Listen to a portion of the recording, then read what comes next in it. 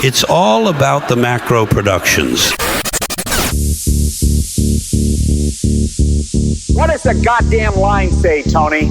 Please do not use gendered language. Then what? I'll be arrested, put in airport jail? Look, you're going completely sideways, man. It's a big club, and you ain't in it. How dare you? Mr. Speaker, the President of the United States. I'm Chris Hansen with Dave on NBC. Jack Marius Tack-Theratrix. Hi, I'm Spartacus. Jackson, Sacramento, he, him. Steven Seagal. Sex offender guy. I'm Keith Morris. This is Muammar Gaddafi. I'm Rick James, bitch. Sorting through the lies. The hijacker's passport was found blocks from the World Trade Center crash site, if you can believe that. We cannot track $2.3 trillion in transactions. And uncovering the centuries-long plan for world domination. Learning about Cuba, having some food. Let's talk about Chinese people. Have you ever been in a Turkish prison? Swangles and Fort Lauderdale? I have sent 6 of my Libyan missiles to blow up the Sears hardware department. Nothing could be more fun than jumping off a cliff with 2 German bisexuals. Oh, you English are so superior, aren't you? Thank you, comrade. And now, Macroaggressions. That's what assholes call it. With your host, Buddy, I don't know who you are, but you're about to get chlamydia. Charlie Robinson. Hey, Whitey, where's your hat? You want to drop the blame on Charlie and say it's all Charlie's fault. He was a retard. I get some goddamn diuretic.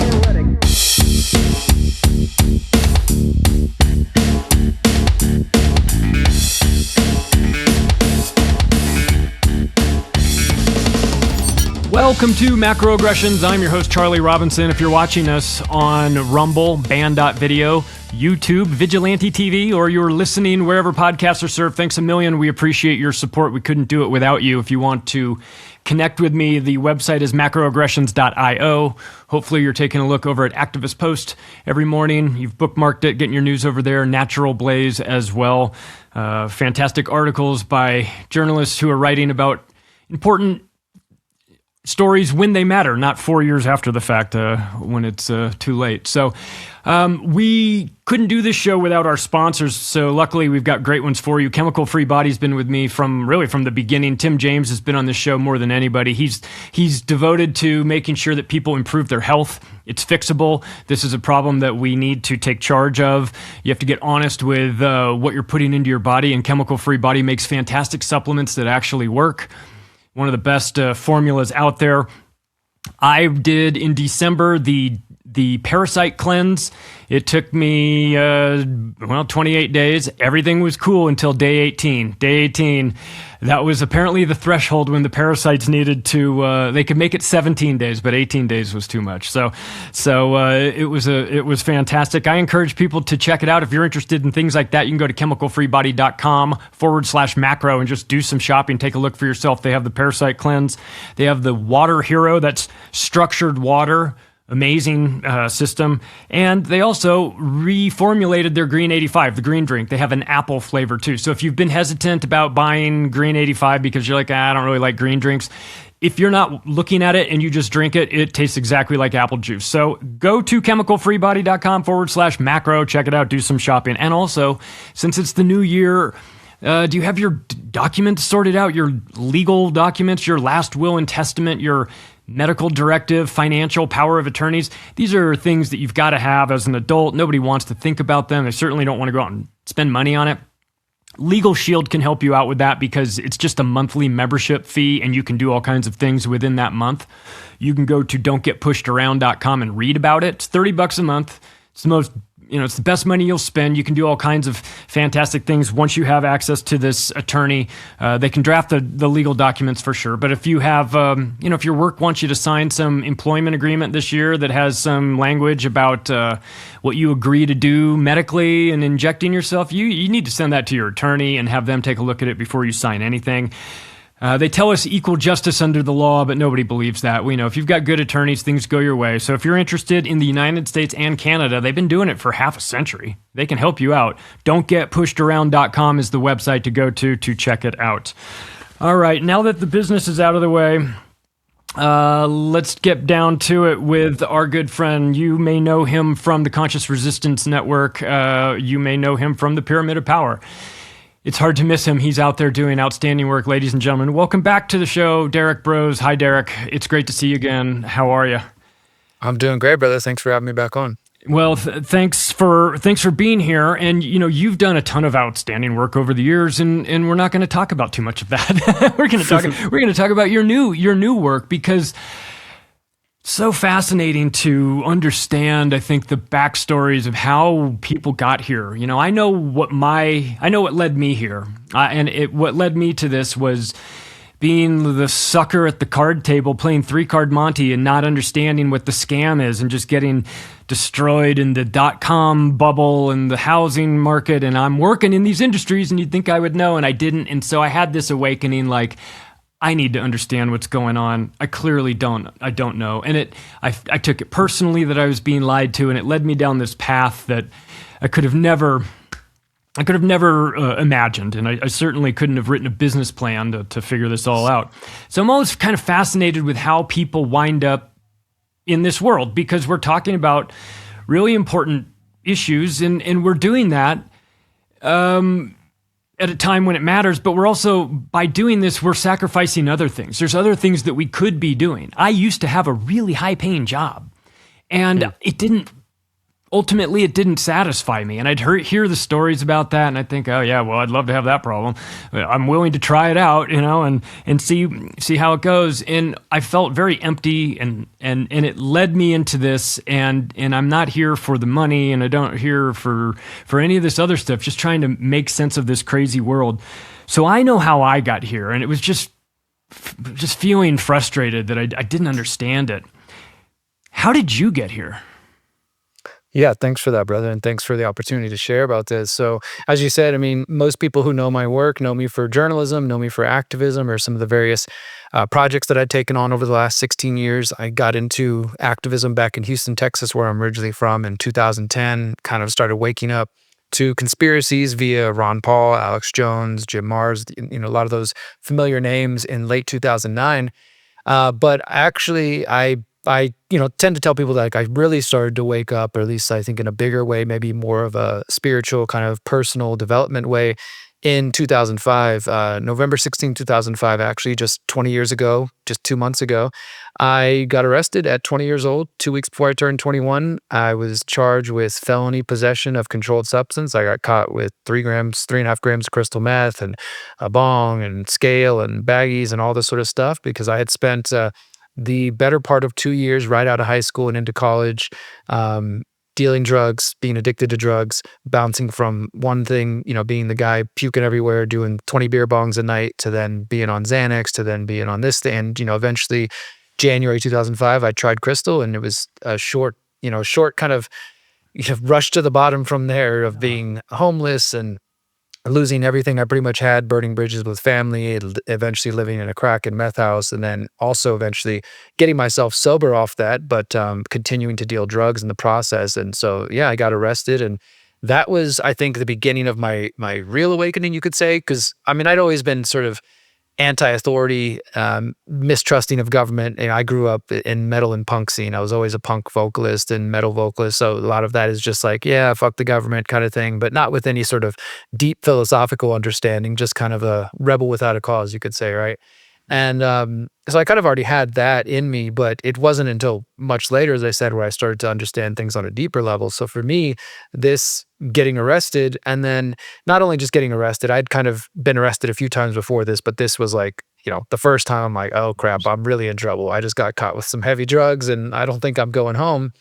And I ended up being sentenced to 2 years of felony prison sentence with a concurrent probation sentence. I mean, it was this whole, it's kind of a whole story of its own of how I got screwed over. I was told that I would sign for probation because I'd never been into any major trouble. I had a few public intoxication tickets. I had a few, things like that, and some fights and stuff in high school.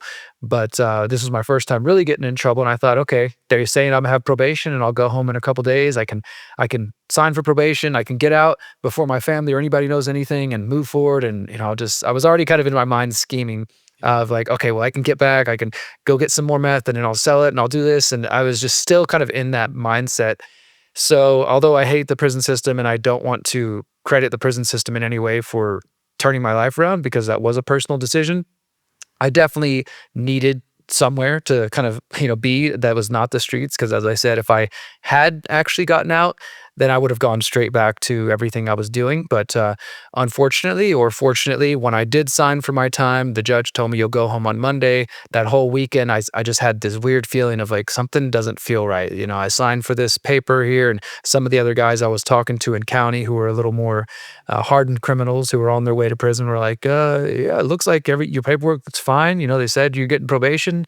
Maybe you'll be out on Monday. But I go back to Monday's court after sitting out the weekend in county, and the judge says, I'm sentencing you 2 years of felony probation, and I'm sentencing you to a concurrent sentence, which just means that I wasn't going to go home. And so they sentenced me to 6 months in a prison facility that they call substance abuse treatment facility, which for all intents and purposes is prison. You're in prison, razor wire, guards, you can't leave, but they make you see a counselor once a month so they can get insurance money to call it a treatment center is basically what it comes down to. It's a whole scam on its own that I kind of later dove into and learned more about. But that arrest was really the beginning of, like I said, my real awakening. And we could talk more about how, it wasn't this first time I got arrested. Then I ended up doing 11 months the first time, got out, was out for about 5 months, screwed up again, went back for another 3. I did that game for a couple of years. So when it was all said and done, October 2008, I was getting released. I was now a felon, and I had done 18 and a half months in Texas state institutions. And so that was, the month before Obama's getting elected. Again, not really very aware politically, but just kind of like, yeah, there's a lot of hype around this Obama guy. I don't know what's going on. But it was in that space of now that I was a felon and I couldn't get jobs anywhere that I started going to the library all the time and applying for jobs. And eventually I started reading some library books. And the first thing I really read about was about the drug war and about the history of specifically the war on cannabis and the hemp industry, and how there's, the roots of the first drug laws in the United States, the Harrison Act of 1914, were all about propaganda about black jazz musicians or Chinese and Mexican migrant workers smoking weed and coming stealing white women, or the oil business trying to drive out the hemp industry. And that was the first book I ever voluntarily took notes on. And it was just like a light bulb of like, okay, I just went to prison for drugs. And this is a whole part of history that I was never taught in anywhere in college or high school or anything.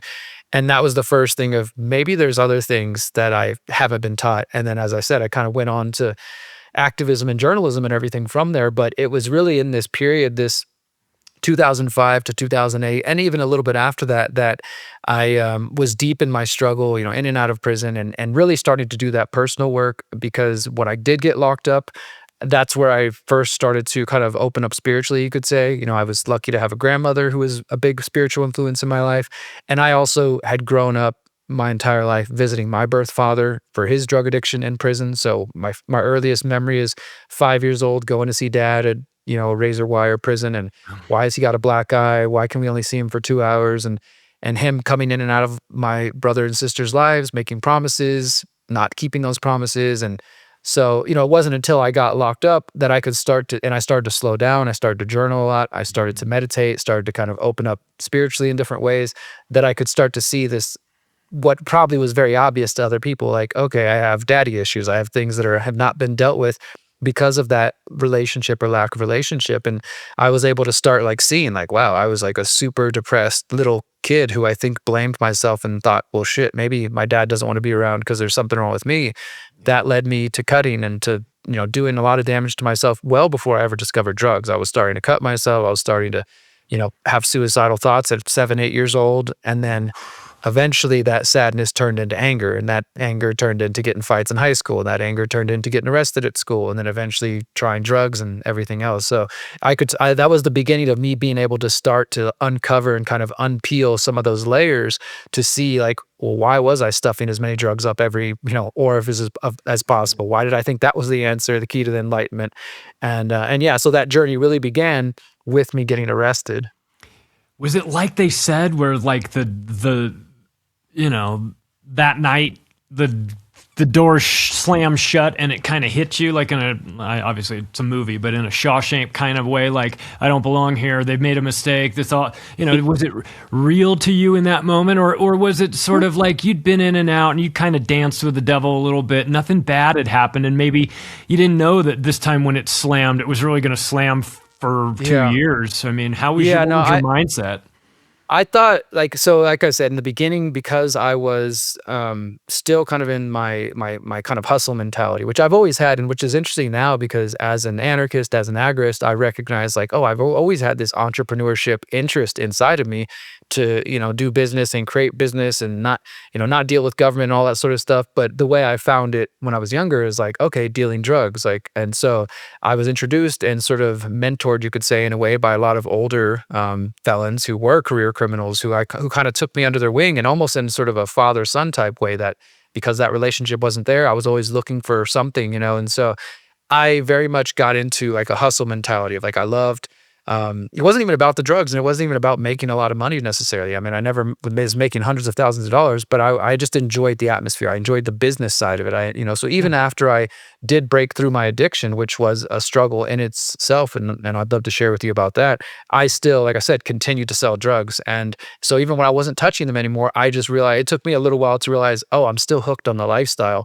So in the beginning, when I first got arrested, I was definitely, like I said, like, okay, if I can just sign for probation, I'll get home. Like, I got a little bit of money. I can buy some more crystal. I'll flip that. And then I could do that. And I was just ready to keep going with it, and like keep doing this stuff. So in the beginning, when the door shut, I didn't think it was over. I was like, okay, cool. I'm going to be out of here. But then once the judge handed me the sentence and said, no, you're not going home. We're going to send you to this place for at least 6 months. Oh, and then by the way, you have to wait 3 to 4 months just to get there. And none of that time counts towards your sentence. It's what they call dead time. So you're literally just sitting there in the county with your thumb up your ass doing nothing. Like there's nothing, it's not counting towards anything. You're just like, hang out here and one day we'll call your name and then your sentence will really begin. And so that was just like, holy shit, I can't do this. So then I started kind of scheming a little bit. At that point, I accepted, all right, I have to tell my family that I'm in jail, because by that point it had been a few days and they were starting to wonder where I was at. And even though I wasn't really in touch with them on a daily basis at that point. So I did reach out to my mom, and she was trying to help me in the beginning, hire a lawyer to see like, okay, will the lawyer come up with the plan? Hey, while he's waiting to go to this other place, can we at least have him and we'll put him in outpatient treatment or something like that? They started to come up with all this sort of plan. And then we went back to the judge and the judge just said no. So that took about a week or two. Now, when that happened, that's when I realized like, oh shit, I'm not getting out of here. Like, and that is for sure, I think, one of the most really impactful experiences that I've ever had. And it's one that maybe without prison, but I think in some ways more people need to have that experience. And what I mean by that is the feeling of being completely powerless. Like when you're in this room and you're like, I'm not leaving these 4 walls until they say I can. I can go over there and cry on the phone to my mom, to my girlfriend, to my attorney. I can be angry, and people do these things, of course. I can sit here and mope and be pissed, whatever. It's not going to change anything. I'm not leaving this place until they say I can leave. And that is a very disempowering feeling, of course, of just like I can't piss in peace anymore. I can't eat when I want. I can't go to sleep. All those little, even the tiny freedoms that we take, for granted. I think many of us do.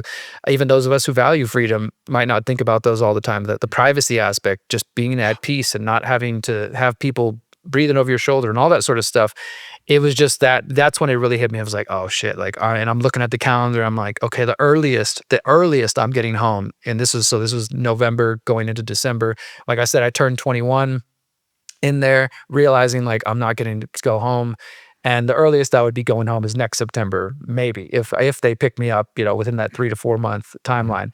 And so that's when it really hit me of like, okay, like, and to add, more insult to injury, like that, the week that I got arrested, my father was being released from prison. So it just felt like, shit, he's getting out and I'm going in, here I am. And I even used to refer to it, and my brother as well, like we called it the family tradition, like, because there is, and this is where I've done a lot of kind of personal work within myself, and also tried to anybody who's willing in my family, because for whatever reason, on the Broze side of my family, my father's side, there is at least 3 to 4 generations of drug and alcohol abuse, prison, suicide. Like, it's very prevalent. And then on my mom's side of the family, which is the Mexican side, there is the Sanchez family, there's at least 3 or 4 generations of alcoholism. And I think, I have my own theories about like maybe it's related to, intergenerational trauma, related to, just, I think all of us, no matter what your skin color, background, place of origin, we've all probably got it in our bloodline just because the history of humanity is pretty fucked up the last few, before the current time and even the current time, right? But so I don't know what the root of it is exactly, but I could see as like, wow, this is like in my blood, both sides of the family, going to jail, going to prison, having drug and alcohol problems. And here I am, I'm continuing the family tradition. My dad's getting out and now I'm locked up, and it just was a real kick in the nuts because it was just like, all right, I've been pissed off at this dude my whole life. I've been blaming him for not being there for this thing or for lying and making these false promises. And here I am now. And thankfully, I didn't have any kids of my own, but I did have a little brother who was 5 years old at the time, who I loved dearly and who I definitely could kind of see parallels of like, damn it, now I'm going to have to write him letters from jail, from prison, and I definitely later had that experience. But that was all what really drove me to like, all right, look, I'm here. Like, I can't get out of here. And there's nothing I can do. So I need to make the most of this time. And so, like I said, I started just journaling every day. I mean, just literally just writing out my thoughts, like, and also, I mean, I had been about a month sober off crystal at that point, but still it definitely takes time to kind of, for your body to get all this stuff out of your system. And because when I'm saying like crystal, and I talk about this in my book about this whole experience, like I'm talking about doing big ass plates of cocaine and crystal in a line together and taking acid and taking MDMA. I'm not talking about like, okay, I took a hit here and there. I was a fool, just like anything I do. Like you see it with my activism, my journalism, I go full on. Well, I'm going to go full on with pretty much anything I do. And so I was deep in it, and that led me to some dark places. And at the time, of course, I wasn't like, oh, I'm doing this because I don't have a relationship with my father. I was just, everything sucks. I hate my life. I'm miserable. I want to die. And drugs temporarily make me feel a little better, and selling drugs makes me feel important because people actually want to be around me. And like I said, with time, as I started to journal, and then my grandmother, who my dad's mom, she really stepped up, and she's always been a big kind of spiritual influence in my life already prior to this. But then at that time, she started to send me books. She sent me a couple of books on like Zen Buddhism. So I started to learn kind of like the basics of meditation while I was locked up. And I would be sitting there on my bunk at night, just kind of like, all right, I got to cross leg and put my hands here and hear people like whispering, like, what the fuck is that guy doing over there? I was just like, whatever, like I got to be here for myself. This is not about these people. And my granny was also kind of like a Christian mystic. She considered herself a Christian, but she was into like Steiner and a lot of more esoteric stuff. So she started sending me different books and things like that, which again, at the time, prior to being locked up, and even at the beginning, and even somewhat today, this is very resistant to anything related to God, because I've always had a problem with religion, which I still do have a problem with organized religion today. And I've done documentaries on the reasons why. But at that time, especially, I was very much like, I don't want, I just kind of, to me, God, religion, spirituality was all one big thing. And this was the beginning of me kind of being able to untangle those things and say, well, maybe there is a way to kind of connect to something beyond the five senses that doesn't have to do with this dogma that I've been, people have been trying to force me into my whole life, trying to make me go to church. Because I have very vivid memories of being kicked out of Sunday school in 6th grade for asking too many questions and things like that. So this experience, though, was like the beginning of me like, all right, you know what? I'm going to read some of the stuff Granny's sending to me. I got nothing but time anyways. And I'm going to journal. And yeah, I mean, it was really trippy because I could even see over the months, like my handwriting was getting like more slow, more precise, more clear as my mind got more clear, as I got sober off all this stuff that was, leaving, all the chemicals were leaving my body. And so that's what I mean. Like, I don't credit that place at all because it was just basically a place for me to dry out, right? And to, to kind of get my shit together. But there are so many people that I met in prison and in jail and all the different places I went to who were brilliant minds who are just still to this day languishing in and out. I mean, I have friends that I met at that time. Some of them figured it out before I did and they never went back. They did their one stint and they moved on with their life. Others, they're dead. They never figured it out and they overdosed or they, continued down their path of criminal stuff and they, their lives ended. And others are still kind of cycling in and out of prison institution. I have friends in all these different categories. And it took me a couple of times before I was able to do it. So those places themselves are not rehabilitative. They're not, redeeming in any way. It's all about how you actually use that time, and I saw this directly with my own father. My dad basically became institutionalized from being like 17 and getting arrested with drugs. And unfortunately, he never made it. He died of a drug overdose in 2018 after, spending his entire life in and out of institutions. And I talk about that in my book too, sort of like how that journey of, as I was working through my shit and then eventually getting to activism and kind of changing my life, I did get a chance to reconnect with him as an adult and just like, hey, you don't know me, I don't know you, but this is who I am, this is what I'm about, and I just want you to know that I forgive you for everything. Everything's cool. It all happened for a reason. This is what made me who I am. So whatever guilt you're holding on for me, you can let go of that. You can, just move on from that. And so, yeah, all those lessons though, it really came from just like, as soon as I got locked up, started getting into meditation, started getting into prayer, and just opening up in these different ways. Even when I wasn't sure, like, I don't know what I'm doing or who I'm talking to, if I'm talking to myself, like I'll hold space for all of the above, right? I'm just doing something that feels like it's helping me work through these layers that I'd never looked at, and that I was never, I guess, ready to or willing to look at, or I just use drugs to kind of cover up and smother those issues. And so, yeah, and like I said, I didn't get it right the first time. I did have my own kind of back and forth story. How was your relationship with your dad? Did he feel guilt? I mean, you told him he didn't have to feel guilt for it, but you already felt guilt for your little brother. He probably did as well. What was that relationship like? Were you able to let go of the feelings you had, and how did that change when he passed away? Yeah, I mean, I definitely think he did have guilt because, so, I mean, I'm the middle child. So my brother's a year and a half older than me. My sister's a year and a half younger than me. So I don't remember any of his life with my mom. Like they did have, my mom says like, no, your dad wasn't always this way. There was a period where we loved going outdoors and he loved being a father and all this stuff. And when I was younger, I kind of convinced myself, I was like, well, you know what? Like maybe he didn't really want kids and he just accidentally had 3 kids and he would just believe, would prefer to be out partying. And I'm somebody who believes in sovereignty. And so if that's his chosen path, then, so be it. I guess I just wasn't wanted and that's how it is. And I'm not going to take it, I'm not going to take it too hard. It is what it is. But my mom says that's not the truth, that he actually, there was a period before he got hooked on drugs and that he was a very, happy father and was grateful for all the things that he was doing. But again, as I said earlier, like I do think that there is this, I know for a fact that there is this intergenerational trauma because my grandfather, his dad is still alive and, we don't have a very close relationship. I think he's softening up as he gets older, but I know for a fact that he was very, very hard and abusive to my dad at a young age. Also, my granny and my grandpa had my dad when they were 14 years old. So they, right off the bat, starting out like very tough. My grandpa was into drugs at a young age because, their kids like 14 years younger than them. There's not a big gap there. And so, unfortunately, one of the first places my dad got drugs was from his father. One of the first places he got introduced to selling drugs was from his father. Now, my grandpa eventually changed his life, got into the oil business, became a successful person, went and had a couple more kids after he remarried with my second grandma. But my dad was never able to recover from that. Once he got hooked on it at a young age, it's like, you could argue maybe, his brain chemistry changed from being introduced to hard drugs at too young of an age. But I know there was also a lot of damage in their personal relationship there. And again, most of this was before I was even born.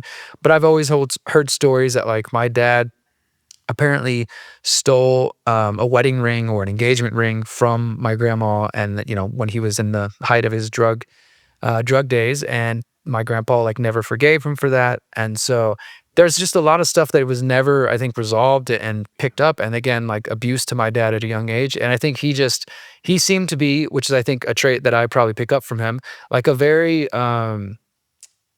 he's very in tune with his emotions, let's say, and almost to a fault, to where like he really feels stuff. Some of us are maybe better at like, things can flow right off your back. I tend to wear my heart on my sleeve. If I'm upset about something, I can't hide it. You're going to see it. You're going to know it. And I think that's something based on what I've heard from family that my dad shared as well. And I think he just had a lot of trauma and things that he was never able to fully recover from, and then got hooked on drugs and then got arrested at like 17 years old and was put on probation. My mom told me a story of like when she was pregnant with my older brother, my dad said he needed to go meet somebody at a local grocery store and she had no idea what he was doing. Well, he was trying to go make a drug deal and he sold to an undercover informant.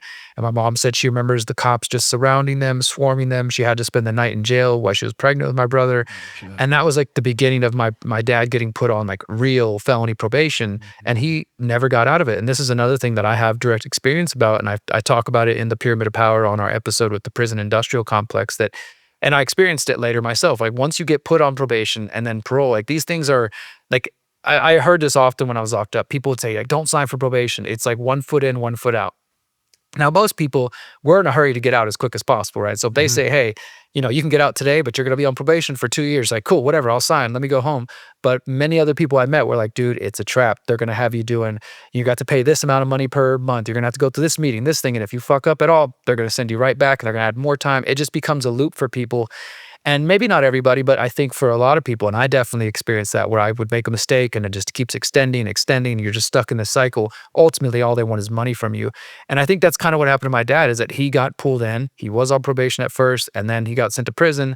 And then, like I said, my entire life. So he died when I was in my early 30s. So for 30 to 40 years of his life, he was in and out of prisons, in and out of jails, in and out of institutions. And I think he truly became institutionalized over time, where he just didn't, when he would get out, it's like he didn't know how to function, because I'd never seen anybody who would get locked up so quick. Like we would, as a young kid, mom would say, hey, dad, your dad's been released. He's going to come visit you guys this weekend. Or he'd show up on his Harley, just pull up and take us out for a couple hours and play and buy us some gifts. And then within a week, mom would have to come break the bad news that dad had been arrested again, and we wouldn't see him another 2 or 3 years. There's just this cycle that was on and on and on. And so I think he was institutionalized in a lot of ways. I think he was carrying a lot of trauma from his father's relationship. And I think my grandpa was, and probably still is, carrying guilt from that relationship. And I hope that before he passes, that there's an opportunity to work through that. And I know my dad definitely felt guilty about not being there. And, I was 14 this one time when he got out, and he was supposed to be, my grandpa finally said, all right, look, you know what? I'll let him come home. We always go to my grandpa's for Christmas Eve. And so it was Christmas Eve. My dad's out. Grandpa's like, he can come home. We're all going to be together. And it was like a big moment, especially for me at 14, where, like I said to you earlier, I'd been since 7 years old, like secretly, quietly cutting myself and kind of just like toying with, just in a super depressed state. And at this point, I was just like, okay, please, like he's got to be there. It's got to, I still had this fantasy of maybe he's going to come back, and our family's going to get back together.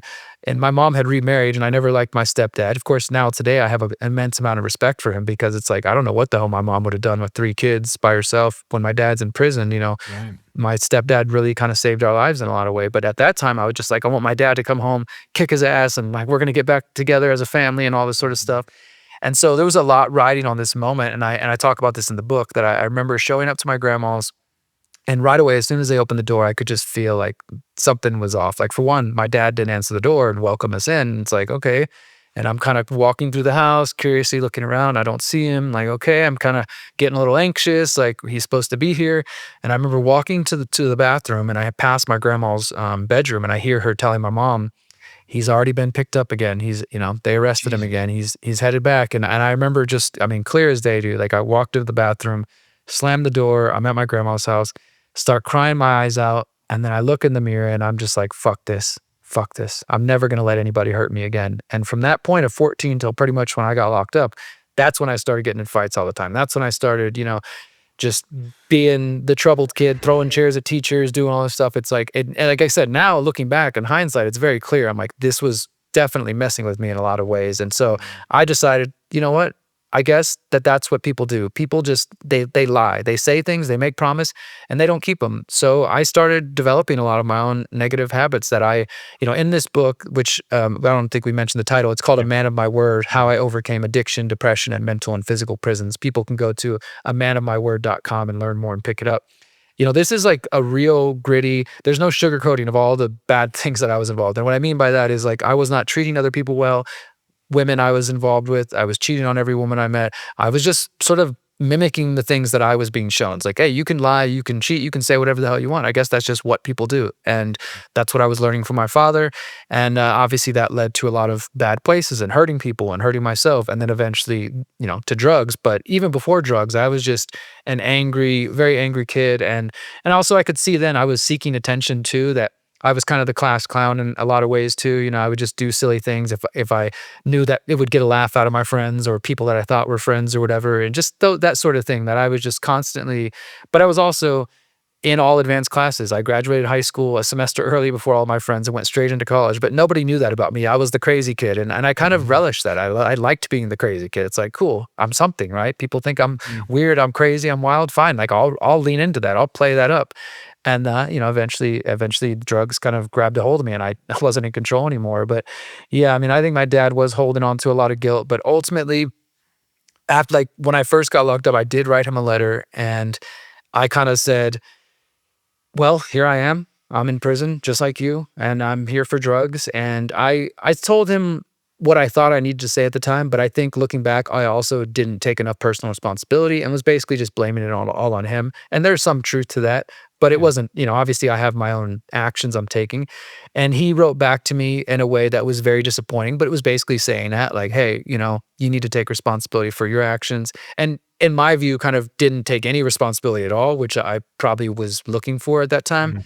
And so that just annoyed me. And I was like, fine, he doesn't want to take responsibility, then I don't want to talk to him. So I didn't speak to him for another few years while I was kind of going through my own cycling in and out of prison. But then ultimately, when I got out in 2008, and I was on probation, parole until like June 2009. So technically today, 20 years later, I'm still a felon in the state of Texas. And I actually sued the state of Texas 2 years ago to try to change that because they, it's kind of another story, but I was running for mayor of Houston to try to spread the message, not to be a politician, but to spread the message. And I ran successfully in 2019.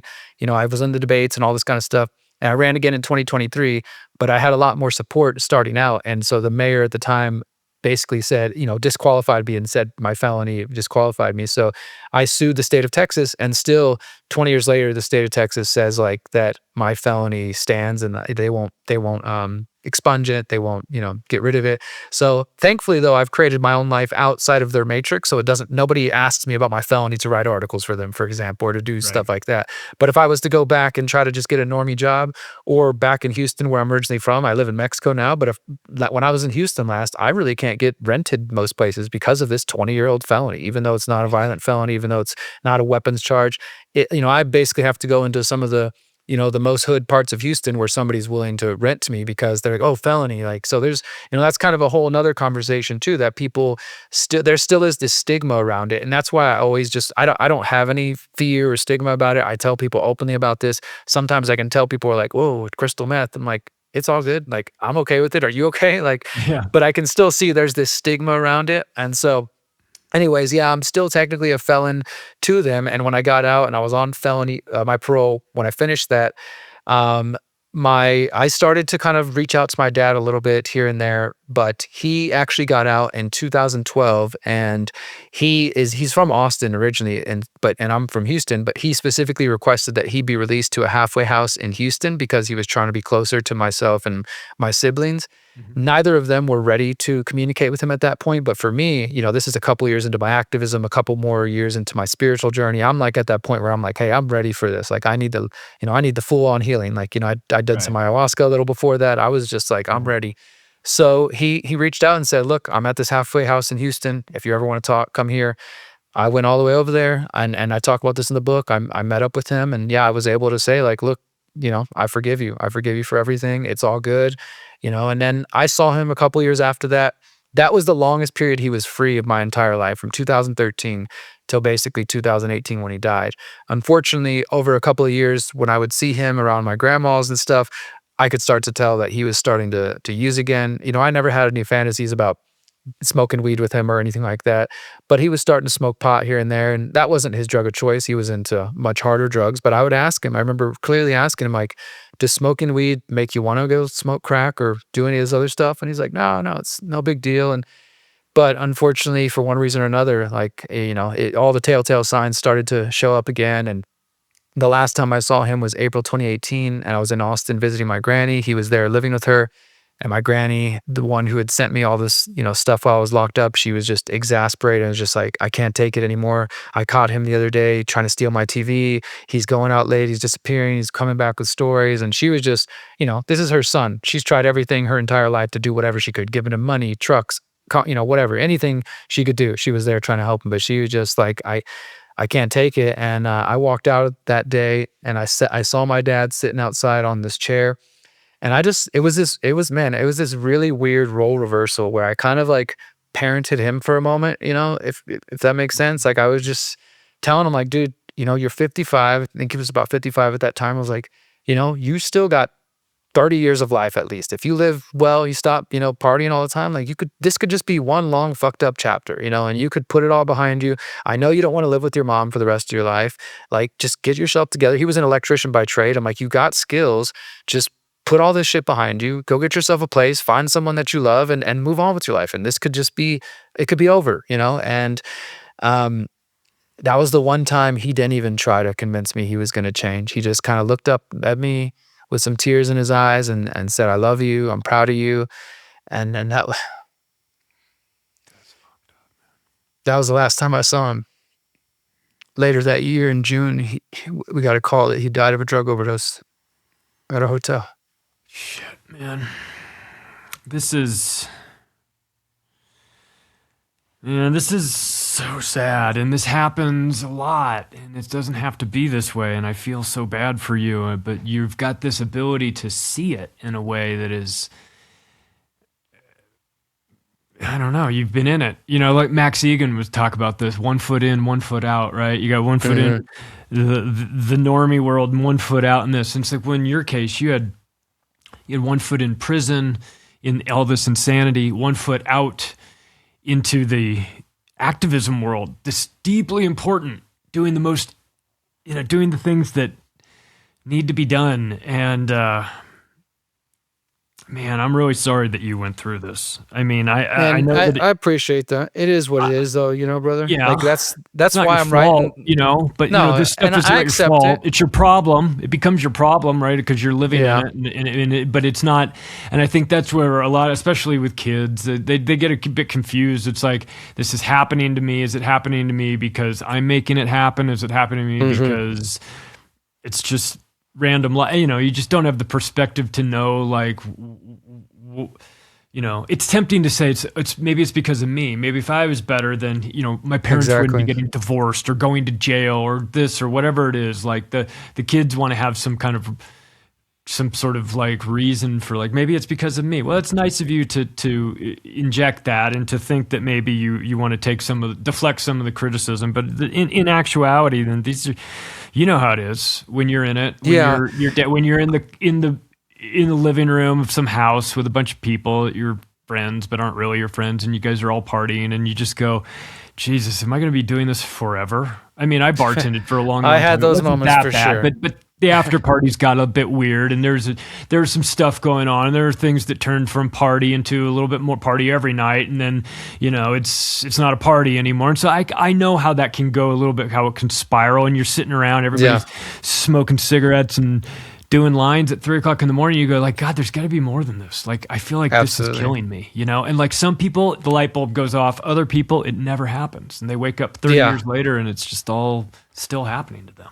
And I'm lucky that my period of that was just about 2 years, and that the hardest of it were about 9 or 10 months, which still, I mean, and all these stories are in my book. I mean, and there's a bunch of them. There's the 10 hits of acid where I got stranded at a mall, and I, saw myself in the future and could see like this, I believe the spirit of that medicine was trying to warn me, like, this is where you're headed. And I woke up the next day and threw away $1,500 worth of meth. There's the stories of, being tripping and, just messed up so much I run out of my room and pull a shotgun on everybody in my apartment and just tripping on acid underneath the stairs in a crack house. Like, I got pulled into that world. Like you said, it can start out as just like, hey, we're doing a little partying and somebody brings a little coke here and there, and then some people are able to dabble. I definitely, I don't like to say I have an addictive personality, but at that time for sure, I mean, you put something in front of me, I was going to try it, and I thought I had everything in control, but these are powerful substances that can very quickly grab a hold of you, and I accept, like, this is why I'm sharing my story, man, with you and with the book and with anybody else, because for one, over the years that I've been doing this work, and when I do public presentations, I might mention briefly, like, well, some of you know my story. I was addicted to drugs. I went to prison, and that kind of led me to where I'm at.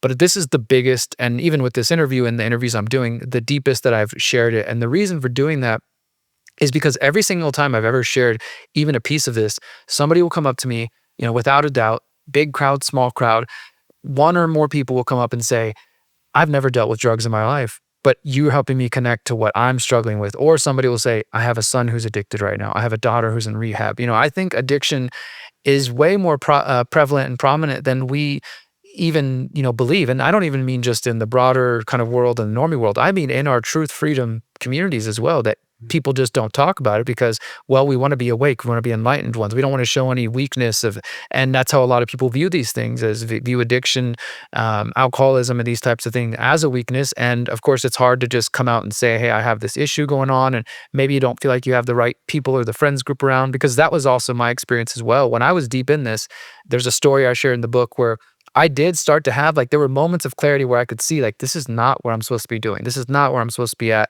And I would kind of mention it to someone that I was hanging out with, somebody who I thought I might call a friend at the time. And they would just what are you talking about, man? You're just a guy I party at his house. I don't really know you. I could see is these aren't the people I was really looking for. And ultimately, I think what I was looking for back then is what I've been able to cultivate now with, people like yourself, real friends, real connections through, the events I host, and through the people I've met through this type of work is the real authentic connections that I think I was always seeking back then. And I share this story because, as I said, somebody will always come up and offer their story or ask for help. And I figured if I can put this all into a book form, all the crazy things I went through, and of course also the ultimate fact that at the end I did make it through it and I did get into journalism and everything. The book doesn't talk about any of that really. The book ends in 2012. I think the latest thing in the book is 2013 when I I kind of go to see my dad and I forgive him, but it pretty much ends there. This is a prequel to everything that people know me for. If you know me for activism, for journalism, documentaries, whatever it is, none of this is in the book. This is, that's just the very end of the book, because this is more about everything that it took for me to go through to get to the point so that I could start doing all the things that I'm doing today. And my hope is that by sharing this story and just by being real about it, that it might help anybody, whether in our circles or beyond this, because I do think the book has a chance for more mainstream appeal compared to some of the things I've written elsewhere, because this is such a prevalent issue that people deal with addiction of all types. And if anybody can read this who's struggling or knows somebody who's struggling and it helps them in some way, that's my goal. That's my hope with this book. It's not about a sob story about things I went through. I'm glad I went through them. They made me who I am. And it's important now that I think for me that I share those stories. And if they can help somebody, which, I released the book on December 22nd. So it's only been a couple weeks. And already I'm getting some really, not only positive reviews from Corbett and others like that who are, have read it and are grateful for it, but for people who've said look, I'm sending this to my son who's struggling right now. I'm sending this to a friend who I think could use it. And I'm also kind of working on an idea where I'm going to see if I can get some funding together to kind of maybe buy 1,000 copies and just get it into as many treatment centers or even prisons or just rehab centers as possible, just for people to have access to it. Because one thing that's also in the book is that I want to make clear, AA didn't work for me, 12-step, that's not really my thing. I have friends who it's worked for, and that's great. And if it works for people, I'm not here to dismiss that or tell you, you're wrong. It didn't work for me. The idea that I am an addict forever and I have a disease that I'm never going to be able to be cured from is just complete bullshit to me. I don't think that's helpful. I don't think that's a useful sort of line of thinking. So I had my own kind of path to this, and it's a non-traditional path, so I did have to go to AA meetings, but that was because I was forced to by the law. I never, stuck with it. It wasn't going and sitting around in a room where everybody's smoking cigarettes and talking about how, horrible things that were. It just was not the vibe I was looking for. So I kind of found my own path and my own way. I don't, have any kind of program I'm trying to sell to say this is the better path. For me, that's not what worked. But ultimately, I just want to share this story with as many people as possible. And maybe through that, allow some people to feel more comfortable to talk about these things. Because I do think even in our, our truth freedom communities, if we only talk about these things in whispers and, kind of behind the scenes, it's not going to change, And so I'm also, one of the other bigger ideas I have is that I would like to start some kind of foundation, not a nonprofit necessarily with the state, but maybe a PMA or something like that. That would be called the Broze Foundation. That's my father's name, and kind of use his story, which unfortunately did end with the drug overdose. And this foundation would be just another avenue to try to reach and help people. I don't have the full details yet, but I just want I don't want his memory to just be that of a drug addict who just, came and went and burnt out and that's it. Like, I know he was more than that, and I want to take that memory and make it more than that. So I have plans in the coming years to try to do that. And overall, I'm going to continue to do journalism, but talking about addiction and healing from trauma and these kind of things is going to become a bigger part of my work in the coming years. Yeah, I was just thinking about how it's interesting. Our both of our dads, who are no longer here, had impacts in our lives with regard to drugs, but in very different ways. Of course, you've been very vocal about your father's influence on you with regard to drugs. I had kind of an interesting side benefit to this, if you can call it a benefit. My dad died when I was 16. He died of a heart attack while he was jogging. He was not on drugs. He wasn't a drug user or anything like that. It wasn't drug related. But in my mind, I was terrified to ever do cocaine because of that. And so at the parties, at the 3 a.m., everybody's smoking cigarettes, doing line parties, I was always there because I bartended and I knew, and it was my group of friends, and, but I never one time did cocaine. Simply because of that. Because I thought, I'm going to be Hank Gathers, who was drafted number 2 overall by the Boston Celtics in '86, who at the draft party, post-party, doing coke, dropped dead and died. I have that in my mind. I have my dad, having potentially heart issues running in my family. I'm going, well, this is a recipe for disaster. So in my experience, though I was in these parties and I was there, I went a totally different path because of that. Sure. Simply terrified that I would be the guy who dropped dead at the party and freaked everybody out, and didn't want to be the guy dropping dead either. So it's interesting that your dad influenced you even though he wasn't there by his previous behavior. My dad influenced me even though he wasn't there as well, sent me in a totally different direction. Didn't send me into a different direction when it came to the selling of drugs, though. I certainly was doing that in college. Just was different. Found your way there one way or the other, huh?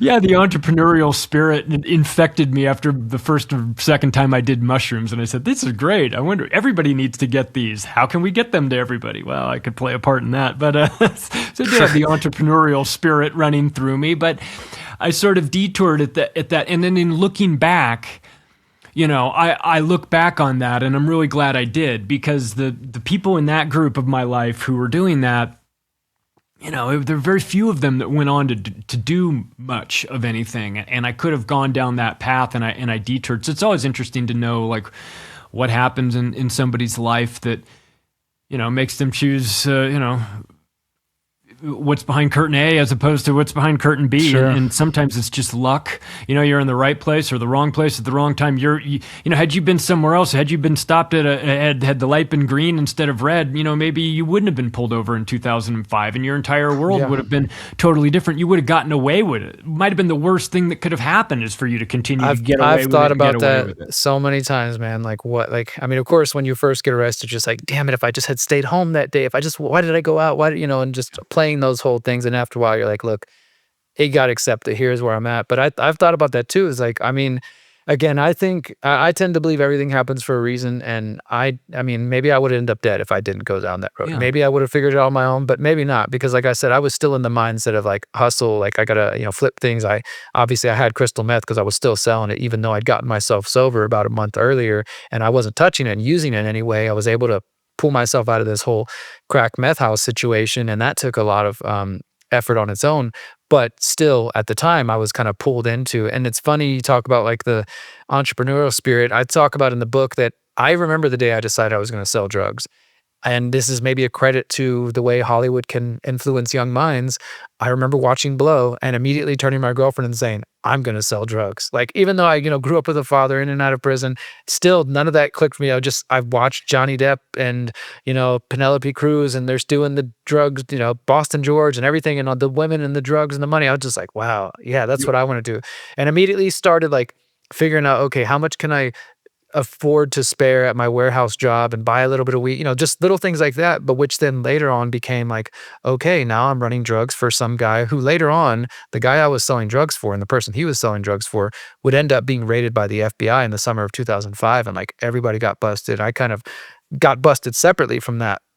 But these were people who, I'm on a list of like, hey, now you owe me this amount of money. Now I'm kind of pulled in, and now I'm, just this whole world that I wasn't prepared for basically. But it started out with that of just sort of like watching a movie on TV and getting excited and be like, oh, I want to do some of that. And then I was, way out of my league. You know what's funny is that I went to work one day and at this bar in Redondo Beach where I was working.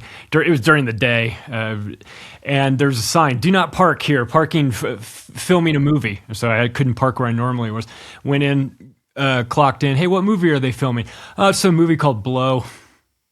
Oh wow! They were filming the bar scene there. They were filming the beach scene. Oh yeah. Very cool. Selling weed on the beach. So, oh man. Well, but now you don't mention it in the book, but now you are doing your life is outstanding now, man. And credit to you for crafting this life into what it is now. The Conscious Resistance Network, Independent Media Alliance, the Pyramid of Power, the People's Reset. I mean, from doing time to doing really important stuff, man. Can we at least wrap up with what you are working on right now? Absolutely, brother. And again, thank you for giving me the chance to talk about this, because I know that not everybody in your audience or maybe elsewhere might not care about this story. They're like, let me hear more about Epstein. Sometimes I joke about that with my audience. I'm like, I know some of you guys just want the salacious stuff. It'll be there. It's not going anywhere. It's coming. But I do think there's importance in this. So just another reminder, if you guys want to learn more about the book, you can go to amanofmyword.com and all the links to pick it up are there. So I continue to produce content at the Conscious Resistance. Obviously, we're in a new year here, so I'm kind of thinking what I'm going to focus on for 2026. I kind of want to continue the shift towards solutions, but also continue to break down the daily cycle of propaganda we're all facing, and obviously the latest stuff going on in Venezuela and everything else. I'll have some content out on that very soon. The Pyramid of Power is, as we're speaking, the final episode of Volume 17, Part 2. My editor is putting the finishing touches on it right now, and so it'll be out this month, January for sure. And actually, just last week, I released the book version of it. So the last month, we've been working on turning all the scripts from, being formatted for a video format into a book version. So, and actually, the book has more research that I had to cut out of the final conclusion of the documentary. Nothing that I think is majorly consequential, but for those of us who might be, nerds into this type of research and really want to get into the finer details, there's some things that I had to cut it so that the final episode wasn't 3 hours long, but I kept it all for the book version. And so people can find that at thepyramidofpower.net. Of course, all the episodes are available for free, 1 through 16 and 17 Volume 1. Volume 2 is coming soon. And then there's a link to the book as well. So if you want to have a hard copy version of that, people can find that there. And besides that, I'm continuing to write articles for The Last American Vagabond with Ryan Christian, of course. We're continuing to do the Independent Media Alliance, as you know. And as we're recording here, we're about 3 weeks away from the People's Reset 2026, which is the event I co-produce and co-host in Morelia, Mexico. Really excited about that, because that's just another extension of trying to shift and pull more people towards solutions. We're 2026 now. 2030 is not far off in the distance, as it may have been a few years ago. And so people have got plans. The Predator class, they've got their plans, and the People's Reset is kind of our effort of bringing people together in beautiful mountains of Mexico, Morelia, for 5 days of solutions: mental, physical, spiritual, building parallel systems, empowering technology, permaculture, growing your own food, building communities. And we've also got a lot of awesome musicians. We're bringing Dub Effects down here, and Natalie Rise, and a bunch of other local musicians. So it's going to be a fun time. If anybody's interested in learning more about that or watching for free online, you can go to thepeoplesreset.org and check that all out. And I'm sure there's going to be big things for 2026. Right now, I'm just going to be focusing on promoting the memoir and promoting the Pyramid of Power book, and seeing where that takes me. Last question: how are your avocados? Oh man, we literally just got back from the land, and I have another giant bag of them. I'll send you pictures of it. But right now, downstairs in my living room, I have 4 giant sacks, probably I'd say 400 to 500 pounds of avocados right now. We have about 70 trees on the property, and that's another big thing is, this year is going to be a big year for our project. It's called the Conscious Agora Eco Village, and so we've got about 6 households who've bought into it. And we're going to be aiming for like 8 to 10 households, and myself and my lady, we're going to try to build our hempcrete home later this year, and Nice. kind of make the shift towards being on the land. We got a house here in the city, but we want to make that happen as the world gets crazier. And we've got this abundance. We've got I just picked guayabas this morning, and we got so many avocado trees. I can't even count them, but the abundance is there, man. And we're just trying to thrive in it. Some people talk about it. Some people actually do it. It's great to see you doing it, man. That's Derrick Broze, everybody. Please buy his book, support his work. If you feel compelled, buy his book and send it to somebody in your life who you think might benefit from it. Everybody's going to benefit from the Pyramid of Power. You can watch that if you're ready for it. And the Conscious Resistance Network. Guys, go check that out. I republish articles that Derrick writes over at Activist Post all the time as well, because I'm no dummy. I'm just going to take his work and republish it because it's outstanding and fantastic. And I hope you'll support his work. And if you're looking to support me, you can go to macroaggressions.io and do that. Hopefully you bookmarked Activist Post as well. Thanks, everybody. Talk to you again soon.